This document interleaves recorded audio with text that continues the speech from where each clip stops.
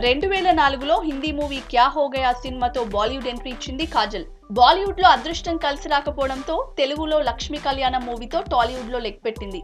ఆ తర్వాత కృష్ణవంశీ డైరెక్షన్ లో చేసిన చందమామ మూవీతో కాజల్ ఫేట్ మారిపోయింది. ఆ తర్వాత రాజమౌళి డైరెక్షన్ లో చేసిన మగధీరతో ఎక్దమ్ స్టార్ హీరోయిన్ అయిపోయింది. ప్రెజెంట్ నేనే రాజు నేనే మంత్రి సినిమాతో హీరోయిన్ గా 50 సినిమాలు కంప్లీట్ చేసుకున్న కాజల్ ఇప్పుడు తమిళ డైరెక్టర్ పి వాసు డైరెక్షన్ లో ఒక లేడీ ఓరియంటెడ్ మూవీ చేసేందుకు రెడీ అవుతుందంట. ప్రెజెంట్ కాజల్ తెలుగులో కళ్యాణ్ రామ్ తో ఎమ్మెల్యే, హిందీలో బాబీ డియోల్ తో యామ్లా పగ్లా దివానా 3లో హీరోయిన్ గా యాక్ట్ చేసేందుకు గ్రీన్ సిగ్నల్ ఇచ్చింది. ఈ సినిమాలతో పాటు ఈ లేడీ ఓరియంటెడ్ మూవీతో నటిగా ప్రూవ్ చేసుకోవాలని చూస్తుంది. మరి ఈ మూవీతో నటిగా కాజల్ మరో మెట్టు పైకెక్కుతుందా లేదా అన్నది చూడాలి. 2004లో హిందీ మూవీ క్యా హో గయా సినిమాతో బాలీవుడ్ ఎంట్రీ ఇచ్చింది కాజల్. బాలీవుడ్ లో అదృష్టం కలిసి రాకపోవడంతో తెలుగులో లక్ష్మీ కళ్యాణం మూవీతో టాలీవుడ్ లో లెగ్ పెట్టింది.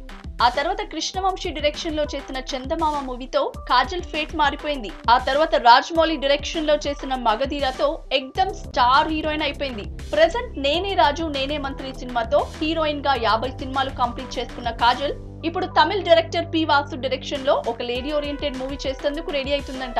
ప్రెజెంట్ కాజల్ తెలుగులో కళ్యాణ్ రామ్ తో ఎమ్మెల్యే, హిందీలో బాబీ డియోల్ తో యామ్లా పగ్లా దివానా 3లో హీరోయిన్ గా యాక్ట్ చేసేందుకు గ్రీన్ సిగ్నల్ ఇచ్చింది. ఈ సినిమాలతో పాటు ఈ లేడీ ఓరియంటెడ్ మూవీతో నటిగా ప్రూవ్ చేసుకోవాలని చూస్తుంది.